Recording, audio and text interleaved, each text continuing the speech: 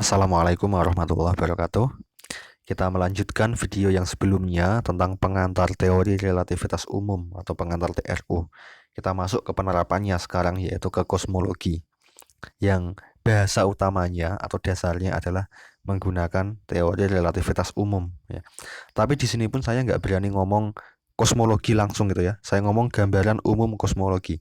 Ya karena kalau misal kita mau bahas detail tentang kosmologi itu panjang ya. Panjang dan nggak cukup kalau kita hanya menggunakan video yang sebentar seperti ini. Ya lebih nyamannya ya kuliah offline kemudian langsung di papan tulis gitu. Tapi ya sudah, kita sebisanya ya menggunakan ini.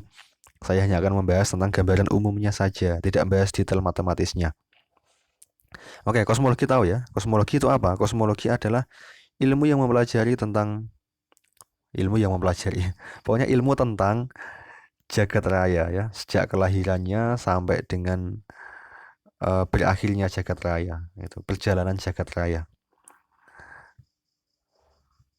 Oke, sekarang kita ke sini. Kemarin kita sudah membahas bahwa gravitasi itu bukan gaya. Dalam pandangan teori relativitas umum, gravitasi itu bukan gaya. Apa itu gravitasi? Gravitasi adalah efek dari kelengkungan ruang waktu. Jadi ruang waktu kita itu melengkung. Itu. Ruang waktu yang melengkung itu atau bentuk lengkungannya, dan bentuk di sini tuh salah ya kata bentuk itu, karena bentuk itu kalau dua dimensi kita bisa melihat. Tapi kalau bentuk itu sudah empat dimensi ruang waktu seperti ini tuh nggak tepat kita pakai kata bentuk itu, tapi nggak apa-apa supaya untuk memudahkan membayangkan gitu aja ya. Yang jelas bentuknya atau kelengkungannya atau geometrinya seperti apa itu ditentukan oleh sebaran materi dan energi atau sebaran massa dan energi yang ada di sana. Sebaran atau istilah lainnya distribusi atau istilah lainnya agihan ya. Jadi distribusi atau sebaran materi energi atau massa energi yang ada di sana itu akan menentukan bagaimana ruang waktu itu melengkung ya. Oke. Dan berarti ada persamaan yang mengkaitkan antara sesuatu yang mewakili sebaran massa energi dengan sesuatu yang mewakili kelengkungan. Jelas ya? Nah, kemarin kita sudah ngomong bahwa kelengkungan itu terwakili oleh yang namanya metrik ya, yang biasa kita tuliskan sebagai ds kuadrat ya. Yang biasa kita tuliskan sebagai ds kuadrat kemarin itu. Kan kemarin kita punya seperti ini, ds kuadrat itu. Metrik itu ya, itu adalah G mu no dx mu dx no gini ya. Dx mu dx no. Nah, ds kuadrat ini pun terwakili oleh G mu no, tensor metrik ya. Kalau kita nulisnya G mu no gini saja, ini namanya komponen tensor metrik. Kalau kita nulis gini pakai kurung gini, itu berarti kumpulan dari G mu no untuk sembarang nilai mu dan sembarang nilai no. Itu namanya tensornya. Tapi kalau kita tulis ininya saja itu komponen tensor. Oke. Kemudian, nah berarti tadi kan kelengkungan terwakili oleh ds kuadrat dan ds kuadrat terwakili oleh G mu no. Itu gampangnya ngomong gitu ya. Berarti G mu no itu di situ G-nya G kecil ya. G mu no G kecil itu mewakili bentuk ruang atau mewakili kelengkungan ruang atau mewakili geometri ruang. Ya, semoga jelas ya. Kemudian apa yang mewakili sebaran massa energi? Yang mewakili sebaran massa energi adalah tensor, juga disimbolkan dengan T besar. Komponennya ditulis sebagai T besar mu no, seperti ini ya. Itu disebut sebagai tensor energi momentum, atau lebih tepatnya adalah tensor stress energi momentum atau tensor tegangan energi momentum. Karena di situ nanti yang dibahas adalah stres atau tegangan. Tahu ya, pernah membahas hukum Hooke, tegangan, tapi ini lebih jauh lagi. Jadi bentuknya tensor di situ. Dan ada prosesnya tentu saja untuk mendapatkan dari sebaran massa energi ke bentuk tensornya, itu ada prosesnya, tapi juga nggak dibahas di sini. Itu di mata kuliah lain. Kalau kita juga malah nggak pelajari itu ya. Kalau ada yang belajar tentang hidrodinamika relativistik ya, misalnya nanti ketemu bagaimana salah satunya mendapatkan tensor energi momentum. Oke, tapi nggak usah kita bahas di sini. Oke, persamaan yang mengaitkan antara T besar mu nu dengan G mu nu, G kecil mu nu ini ya, dengan T besar mu nu ini, itu persamaannya adalah persamaan ini. Oke, ini bentuk pendeknya. Kemudian G besar mu nu-nya itu kalau diuraikan jadi seperti ini. Ini bentuk panjangnya persamaan itu. Persamaan ini namanya adalah persamaan Medan-Einstein atau disingkat PME ini. Persamaan Medan-Einstein. Jadi sebaran massa energi diwakili oleh T mu nu menentukan geometri ruang atau bentuk ruang atau G kecil mu nu. Oke, lihat ya. G besar mu nu ini itu bentuk panjangnya adalah ini yang saya kotaki warna biru. Ada R besar mu nu, ada R besar saja. R besar mu nu ini adalah tensor Riemann. Dan tensor Riemann ini, R besar mu nu itu isinya mengandung G kecil mu nu. Tapi juga nggak saya bahas di sini ya. Pokoknya kalau mau detail ya dibahas di relativitas umum yang benar-benar bahas ini. Kemudian R sendirian nggak pakai mu nu ini skalar. Ini adalah skalar Ricci. Itu cara mendapatkannya adalah dengan kontraksi dari R besar mu nu. Otomatis intinya gini, intinya adalah R besar mu nu itu mengandung G kecil mu nu dan R yang ini juga mengandung G mu nu kecil ini. G kecil mu nu. Kesimpulannya apa? Sekian ini itu dia bergantung kepada G kecil mu nu. Sedangkan yang kanan ini bergantung kepada T besar mu nu. Berarti ada persamaan yang mengaitkan antara T besar mu nu dengan G kecil mu nu. Jelas ya? Persamaan itu namanya adalah persamaan Medan-Einstein. Dengan kapanya ini apa? Kapanya ini adalah ini kalau mau ditulis 8 Pg per C pangkat 4, atau ini langsung ditulis saja di sini. Kapanya diganti, yaitu diganti 8 Pg per C pangkat 4. Apa itu G? G besar adalah tetapan gravitasi Newton ya, yang 6, bla bla bla bla itu. Kemudian yang C ini, C pangkat 4 ya, C-nya itu adalah kelajuan cahaya di ruang hampa ya. Dan persamaan Medan-Einstein ini mendapatkannya juga nggak bim salah bim ya, tapi ada prosesnya juga yang juga dipelajari di relativitas umum harusnya. Oke, tapi kan kemarin kita cuma ngomong relativitas umum dalam gambaran besarnya ya, atau pengantarnya saja kan, bukan detailnya. Detailnya ya harus dipelajari lagi ya. Oke, tapi di sini saya intinya mau membahas atau menekankan konsepnya ya. Kalau matematikanya kalau mau detail memang harus belajar lagi itu. Nggak cukup dengan video seperti ini. Oke, selanjutnya. Tadi kan kita ngomong bahwa G besar mu nu itu, G besar mu nu yang ini ya, ini G besar mu nu ini, itu bentuknya adalah ini, bentuk panjangnya. Ya. Yang R besar mu nu min setengah R G mu nu. Oke. Ternyata ketika persamaan Medan-Einstein ini digunakan untuk menyelesaikan masalah jagat raya, oke, ternyata didapati bahwa jagat raya ternyata tidak statis. Tidak statis itu ya dinamis. Tidak statis adalah tidak tetap ya. Jadi kalau benda atau sesuatu bentuknya tetap dari waktu ke waktu, tidak berubah sama sekali, namanya statis. Bagi Einstein percaya bahwa jagat raya kita itu statis. Tapi dalam skala besar ya, bukan kita melihat jagat raya dari bumi seperti ini. Pokoknya dalam skala besar jagat raya itu statis atau tidak berubah. Kalau dalam skala kecil ya berubah. Maksudnya bulan ya mengitari bumi kan berubah kan. Tapi kalau dalam skala besar sehingga nggak kelihatan gerakan yang kecil-kecil seperti itu statis gitu. Tapi Einstein itu nggak suka kalau jagat raya itu nggak statis. Ya ada nggak sukanya juga. Jadi ada keyakinan sendiri bagi Einstein bahwa jagat raya itu harus statis. Lah persamaan Medan-Einstein tadi ketika digunakan untuk menyelesaikan masalah jagat raya ternyata didapatkan penyelesaian bahwa jagat raya itu tidak statis. Nah, Einstein nggak suka itu. Einstein ngotot bahwa jagat raya harus statis gitu. Akhirnya Einstein menyalahkan persamaan yang dibuatnya sendiri. Ya, ini persamaan Medan-Einstein nggak setuju si Einstein. Ya, maaf. Kegeser ya. Bentar. Oke, kembali. Einstein sendiri nggak suka kalau jagat raya itu nggak statis. Akhirnya dia menyalahkan persamaan medan Einstein ini. Dan kemudian Einstein merubah sendiri G besar mu nu-nya itu bukan ini, bukan yang ini ya. Diubah lagi oleh Einstein dan ditambahkan ini min ya, ini sekian nih, min lambda G mu nu. G besar mu nu ini namanya adalah tensor Einstein ya. Tensor Einstein G besar mu nu itu ketambahan min lambda G mu nu. Supaya apa? Supaya menjadi statis jagat raya itu. Oke, ternyata ini sambil cerita sejarah ya. Ternyata jauh setelah itu beberapa tahun ada eksperimennya si Hubble. Ya, Hubble tulisannya.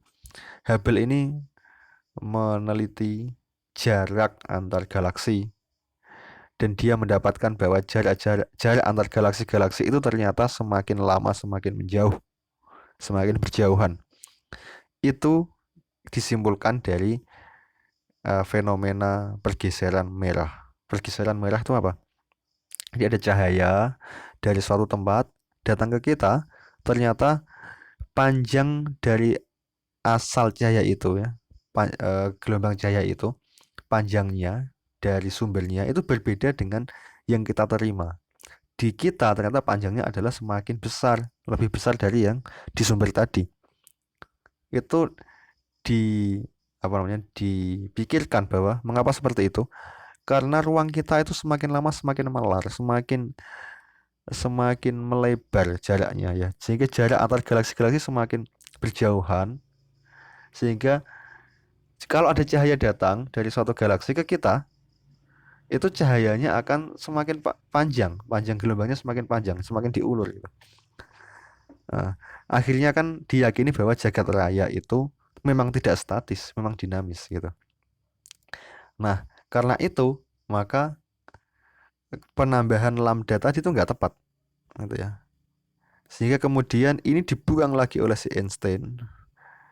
Dibuang lagi, di situ Einstein blunder gitu. Einstein bingung dengan pandangannya sendiri. Sudah dimunculkan akhirnya dibuang lagi. Nah, tapi akhir-akhir ini sekarang muncul keganjilan lagi bahwa energi di jagat raya ini dihitung-hitung ternyata ada yang hilang.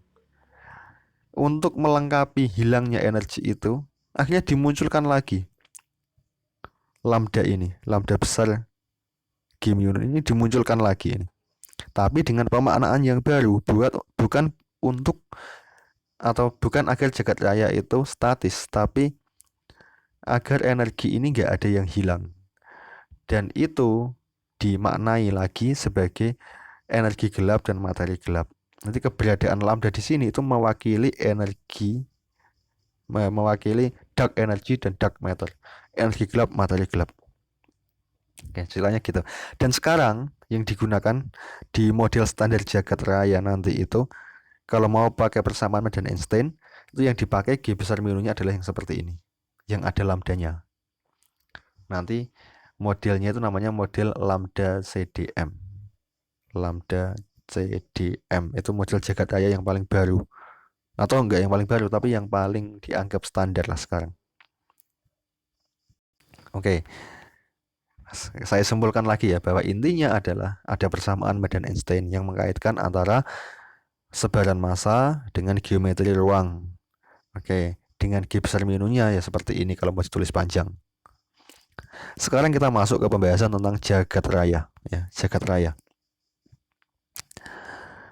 Kita akan membahas tentang geometrinya dulu. Nanti kan ada geometrinya atau bentuknya ya, itu, dan ada sebaran massa dan energinya seperti apa. Kita akan membahas dulu tentang bentuknya dalam tanda kutip atau geometrinya. Oke. Metrik dari jagat raya itu diberikan seperti ini. Nah, tapi kok langsung bim salah bim keluar seperti ini dari mana? Ya nggak asal keluar, sebenarnya ada prosesnya ya. Kenapa kok jadi seperti ini? Ada beberapa pandangan yang mendasari sampai ditemukan bahwa jagat raya itu metriknya seperti ini. Ini ya, ini kan dx kuadrat sama dengan G mu nu dx mu dx nu itu ya. Nah, X-nya X1, X0, X1, X2, X3 itu ini ya, X0 koordinatnya maksudnya X0, S1, X2, X3 itu berturut-turut adalah ini. Adalah X0-nya itu CT, X1-nya itu adalah R, X2-nya theta, X3-nya V. Apa ini R theta V? Ini adalah sistem koordinat permukaan bola. Sebenarnya kalau kita ngomong sistem koordinat yang di bagian keruangannya yang 3 dimensi. Ini yang bagian waktunya ya. R theta V ini permukaan bola. Memang sengaja nggak dipilih menggunakan Cartesius yang X, Y, Z karena ya ada alasannya. Nah, ya kalau dibahas panjang sekali ya. Ininya ya seperti ini aja. Pokoknya ini menggunakan sistem koordinat permukaan bola secara keruangan. Kemudian ketambahan koordinat untuk waktunya yaitu CT. Oke, sampai dapat bentuk metrik yang seperti ini, itu dengan beberapa pertimbangan. Yang pertama adalah adanya asas kosmologi. Asas kosmologi mengatakan bahwa jagat raya itu homogen dan isotrop. Maksudnya apa? Jadi gini, jagat raya itu kalau kita pandang dari jauh sekali, dari jauh itu gimana? Ya kita menjauh dari semua galaksi dan sebagainya sehingga tampak mengecil galaksi-galaksi itu. Bisa kebayang ya? Saking kecilnya itu sampai jagat raya tampak sebagai fluida. Tapi nanti untuk kasus fluidanya nanti kita bahas lagi. Tapi yang jelas jagat raya menjadi homogen isotrop. Ya, homogen isotrop seperti apa? Homogen itu adalah kalau kita berdiri di suatu bagian jagat raya dengan di bagian lain dari jagat raya, kita akan menyaksikan pemandangan yang sama atau keadaan yang sama. Homogen seperti itu, sama di semua bagian. Mungkin kita ngomong gini lah, kan matahari dengan bulan kan beda bentuknya.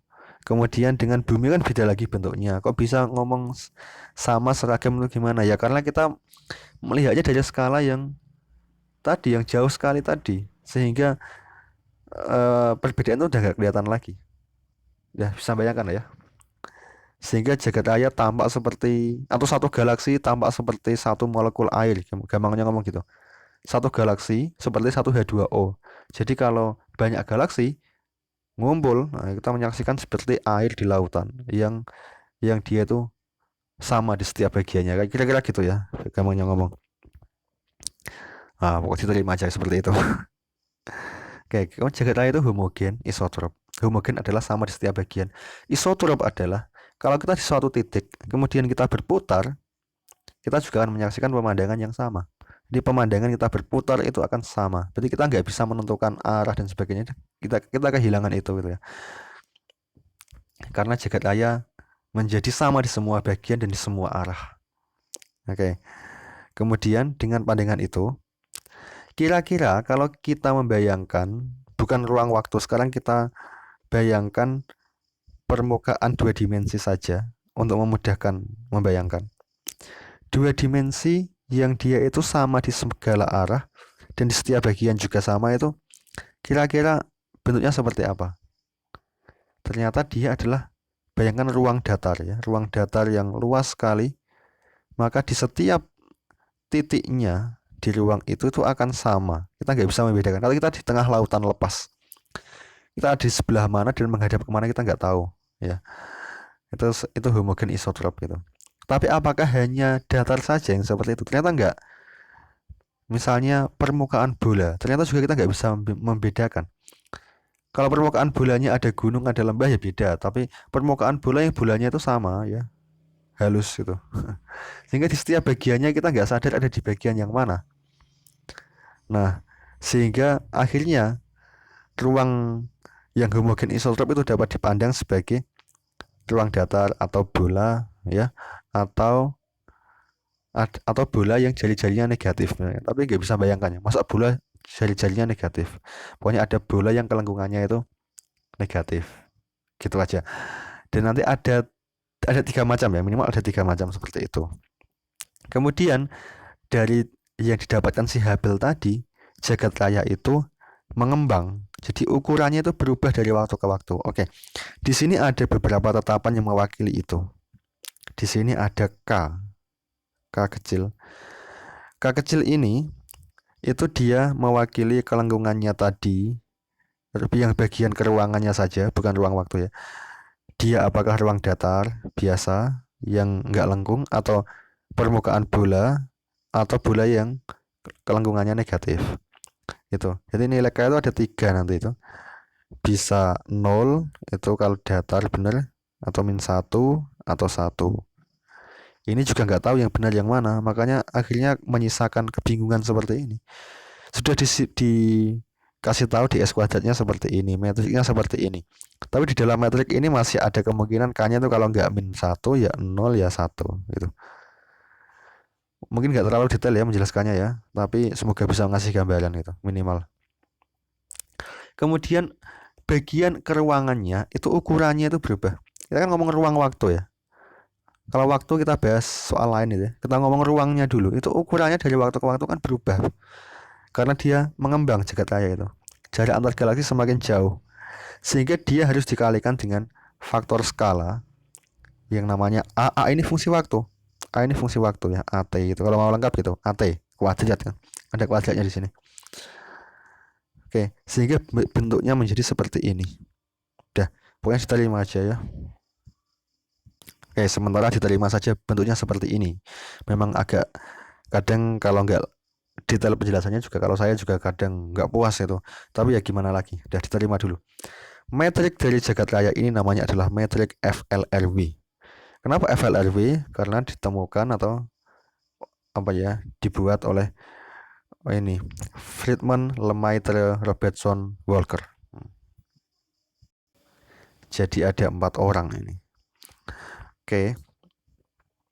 Kemudian lihat ini di S kuadrat ini sudah diusulkan, oh jagat raya itu bentuknya seperti ini kira-kira dengan di S kuadrat yang seperti ini. Tapi ternyata usulannya itu nggak lengkap ya, karena masih menyisakan tetapan A dan ada lagi tetapan K, yang mana A-nya sendiri itu nggak tahu loh bentuknya seperti apa.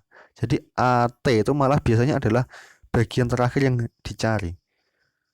AT itu seperti apa bentuknya, itu malah bagian akhir yang dicari. Karena AT itu mewakili perubahan ukuran jagat raya dari waktu ke waktu. Jadi bagaimana mengembangnya jagat raya itu terwakili oleh AT itu. Dan sampai sekarang sulit untuk menemukan AT yang tepat. Ya. Jadi ada semacam pandangan, ya, ada pandangan bahwa jagat raya itu mengembang, dan mengembangnya itu seperti ini. Dari Big Bang ya, ukurannya itu 0 itu, kemudian dia semakin melebar ya. Katakanlah jagat raya itu yang ini ya, yang apa namanya ini, yang saya arsir ini. Yang awalnya 0, ukurannya 0 menjadi semakin melebar, kemudian dia berkembang ya seperti ini, semakin bertambah, nanti ukurannya menjadi semakin besar. Atau manalah, gini aja lah, garis dari sini ke sini semakin panjang gitu, ngomongnya gitu ya. Oke, menjadi semakin panjang, atau jagat raya itu ukurannya semakin lebar gitu, semakin besar. Kemudian setelah ini mengembangnya semakin cepat lagi, ini seperti ini.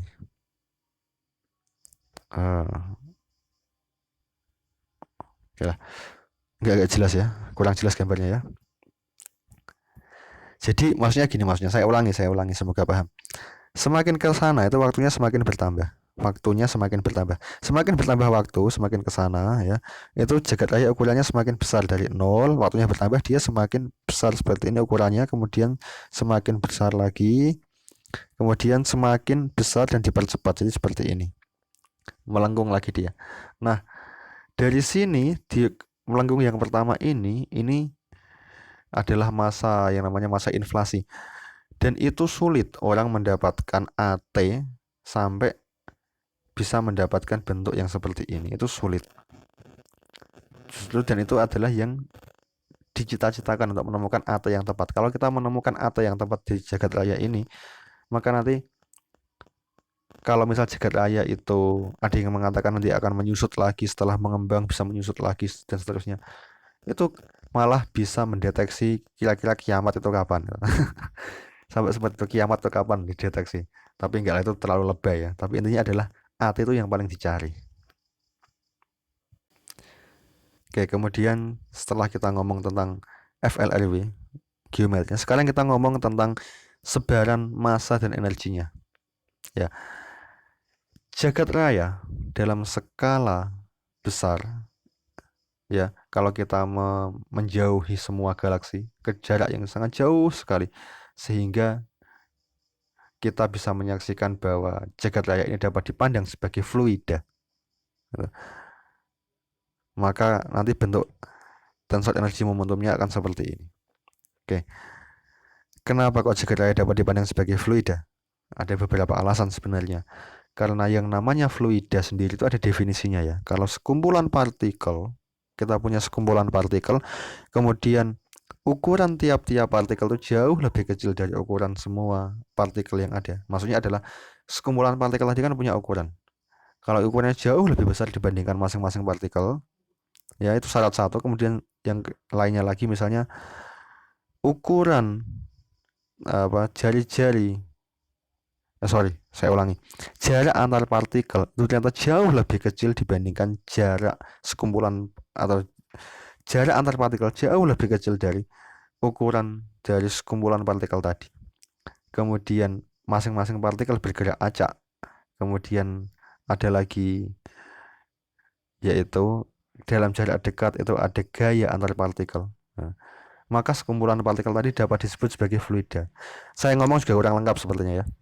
Yang jelas sekumpulan partikel dapat disebut sebagai fluida kalau dia memenuhi syarat 1, 2, 3 dan seterusnya. Dan ternyata jagat raya kita memenuhi syarat-syarat itu, sehingga jagat raya kita disebut sebagai fluida dalam jarak yang jauh. Oke. Kemudian ketika ngomong jagat raya kita adalah fluida, kemudian kita membahas tensor energi momentum untuk fluida tadi, itu ketemunya ya ada prosesnya, tapi secara cepat dikasihkan di sini T mu nu-nya bentuknya menjadi seperti ini. Tapi di sini T mu nu-nya yang dikasih mu nu atas ya. Tadi T mu nu-nya bawah ya. Bentar. Oh, ini mu nu-nya bawah ya. Ini berarti kovarian, yang atas ini kontravarian. Intinya adalah dari T mu nu yang di atas ini bisa dibawa ke yang di bawah. Ya, dipelajari di relativitas umum ya. Oke, ini jelas bentuk tensor energi momentumnya seperti ini. Oke. Dan U mu unu ini adalah kecepatan dari gerakan, atau kecepatan dari gerakan jagat raya. Nah, kalau misal kita memilih sistem koordinat yang di sana kita tidak bisa melihat gerakan jagat raya, atau jagat raya itu kan mengembang, tapi kita tidak bisa menyaksikan pengembangan jagat raya. Kenapa? Karena kita memilih sistem koordinat yang inersial, yang ikut mulur bersama jagat raya yang mulur. Jadi kalau jagat rayanya mengembang, sistem koordinat kita ikut mengembang, sehingga kita tidak bisa melihat pengembangan jagat raya. Itu namanya koordinat co-moving nanti, sehingga tidak ada partikel-partikel jagat raya yang tampak bergerak. Nah, kalau seperti itu, maka U mu unu-nya nanti berubah menjadi seperti ini, delta ini. Nah, kalau sekarang T mu nya di bawah ya. Oke. Semoga nggak bingung ya. Oke, yang jelas terima saja, memang agak nggak puas kadang kalau nggak tahu detailnya itu, tapi terima saja bahwa tensor energi momentum untuk fluida jagat raya yang dipandang sebagai fluida adalah seperti ini bentuknya. Kalau kita memilih sistem koordinat co-moving, sistem koordinat yang ikut mengembang bersama jagat raya yang mengembang, dan sistem tadi metrik ini yang FLRW ini bentuknya seperti ini, itu sebenarnya dia adalah sistem dibuat atau ditulis dalam sistem koordinat yang co-moving juga, sehingga ada A di sini. Yalah. Ininya kita sedang bekerja di koordinat yang seperti itu, yang ikut mengembang bersama jagat raya yang mengembang. Tapi lihat di sini, ternyata di tensor energi momentum itu T mu nu ini itu ternyata ada rho, ada P ya. Ada kerapatan, ada tekanan jagat raya.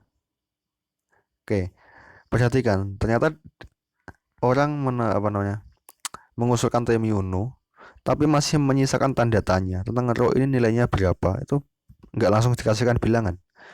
Kemudian P itu berapa, itu juga masih di pertanyaan, ya. Ada P lagi di sini.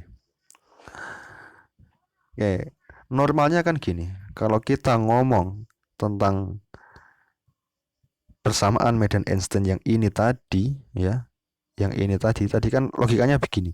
Kalau kita punya T mu nu, T besar mu nu, artinya kalau kita punya sebaran materi energi, maka kita bisa mendapatkan bentuk kelangkungan ruang itu, kan gitu.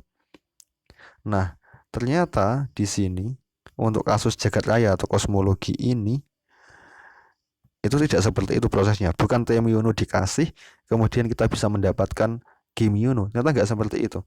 Tapi orang memprediksi bentuk T mu nu itu seperti apa dengan asumsi bahwa jagat raya adalah fluida. Kemudian orang juga mengusulkan bentuknya seperti apa sehingga didapatkan metrik FLRW yang seperti ini. Kemudian dua ini yaitu metriknya atau bentuknya atau geometri ruang itu dan tensor energi momentum yang ini dipaksa disama dengankan menggunakan persamaan medan Einstein. Jadi dipaksa untuk masuk ke sini. Mana tadi? Ya, dipaksa untuk masuk ke sini. Jadi G mu nu-nya tadi bergantung pada ds kuadrat kan. Nah, ds kuadratnya sudah dikasih seperti tadi. Kemudian T mu nu-nya juga ada seperti tadi. Itu dua-duanya dipaksa dimasukkan disama dengankan menggunakan persamaan medan Einstein seperti ini.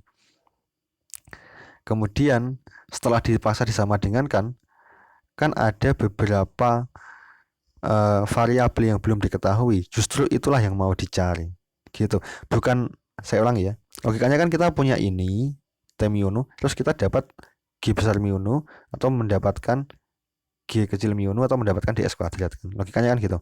Ternyata ini enggak. Ini dikasih dulu, ini juga dikasih dulu, dipaksa disama dengankan. Setelah itu di dalam sama dengan ini itu masih ada variabel-variabel yang nggak diketahui, yaitu tadi ada A, ada K, ada rho, ada P. Tambah satu lagi yaitu ada lambda. Kalau kita menggunakan yang ini, G-nya, G besar mu nu. Oke, berarti ada persamaan medan Einstein. Tapi persamaan medan Einstein itu nggak satu persamaan ya. Artinya apa? Setiap satu buah mu dan satu buah nu itu adalah satu buah persamaan. Nah, mu-nya kan ada 4 buah, nu juga ada 4 buah. Berarti kita punya banyak persamaan ya. Persamaan yang mengandung komponen-komponen tensor seperti ini. Ya, ada banyak, meskipun kita tulis satu loh ya, ini satu ini, tapi sebenarnya ini adalah mewakili banyak persamaan. Yang dalam banyak persamaan tadi itu mengaitkan ada variabel-variabel yang nggak diketahui. Apa saja itu?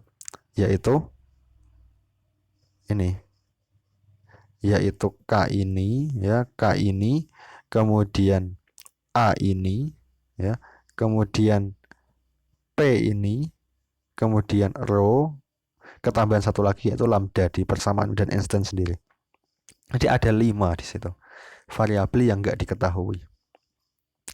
Kemudian dari persamaan medan Einstein kalau mau disederhanakan, ternyata akhirnya mendapatkan persamaan Friedmann-Lemaitre yang bentuknya seperti ini. Jadi dua buah persamaan ini, ya, dua buah persamaan ini itu adalah sama dengan persamaan medan Einstein tadi, tapi sudah disederhanakan. Sudah disederhanakan untuk kasus T mu nu-nya adalah yang fluida tadi, kemudian ds kuadratnya menggunakan yang atau G mu nu-nya yaitu menggunakan yang FLRW tadi. Disederhanakan menjadi dua persamaan ini yang disebut sebagai persamaan Friedmann-Lemaitre. Nah, ada H ini apa? H itu ini kalau mau ditulis lengkap ini adalah A dot per A. Apa itu? Turunan A-nya adalah faktor skala tadi ya. Namanya faktor skala ya. A disebut sebagai faktor skala yang mewakili bagaimana pengembangan jagat raya itu. Ini A dot per A. Oke. Berarti di antara dua persamaan ini, dari dua persamaan ini itu ada ini. Ada A, ada K, ada rho, ada P, ada lambda. Yang semuanya nggak diketahui nilainya berapa. Akhirnya dari persamaan ini orang bisa mengusulkan banyak lagi model jagat raya. Jadi kalau diusulkan K-nya 0, kemudian rho-nya seperti ini, P-nya seperti ini, gitu ya. Nah, nanti ujung-ujungnya adalah untuk mencari bagaimana AT itu seperti apa bentuknya. Jadi yang dicari terakhir sekali adalah AT ini biasanya. Ini yang paling dicari karena AT itu mewakili bagaimana jagat raya itu mengembang bentuknya. Jadi AT itu terakhir, ya. Jadi seperti itu. Jagat raya kita bentuk pengembangannya pun sudah diprediksikan seperti tadi ya. Oh, ini tadi yang H ya. Sudah diprediksikan bahwa jagat raya kita itu adalah dari ledakan besar atau Big Bang, kemudian mengembang semakin cepat melalui masa inflasi, kemudian berkembang lagi tapi nggak terlalu cepat, tapi kemudian muncul percepatan baru lagi. Ya, saya ulang, saya gambar di sini ya. Dari titik ya, kemudian mengembang, tapi lebih landai ya, nggak terlalu cepat, kemudian semakin cepat. Dan kita posisinya sekarang itu adalah ada di sini, di awal-awal pengembangan yang kedua. Jadi jagat raya kita semakin awal-awal percepatan pengembangan yang kedua. Jadi sekarang kita itu berada di jagat raya yang semakin dipercepat mengembangnya. Dan itu diyakini karena adanya banyaknya dark energy dan dark matter tadi, sehingga dimunculkan lambda tadi.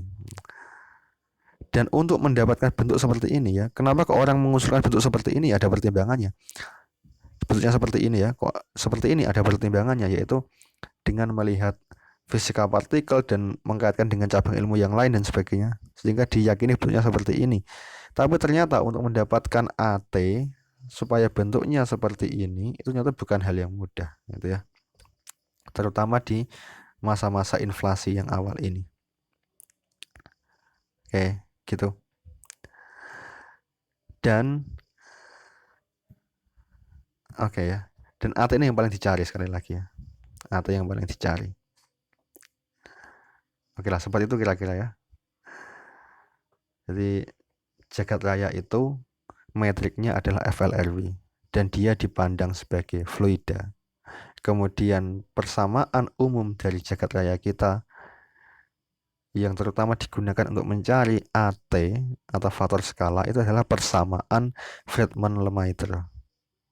Oke, dan jagat raya yang dimodelkan seperti ini, yang ada lambdanya tadi, kemudian metriknya menggunakan FLRW, kemudian tensornya menggunakan tensor energi momentumnya tadi menggunakan anggapan bahwa jagat raya adalah fluida dan seterusnya, ya itu sering dinamakan sebagai model lambda CDM, lambda CDM, dan dianggap standar gitu ya, dianggap terbaik di antara yang lain. Tapi nggak semua orang setuju juga, banyak yang nggak sepakat juga, yang nggak seperti ini gitu misalnya. Ada yang memandang bahwa jagat raya itu harusnya berputar, juga ada, dan lain-lain. Oke, terima kasih sampai sini, semoga paham. Ya, memang kuliahnya sebisanya ya. Saya mohon maaf menjelaskannya online seperti ini karena keadaan. Semoga pandemi ini segera selesai ini. Ya, terima kasih. Assalamualaikum warahmatullahi wabarakatuh.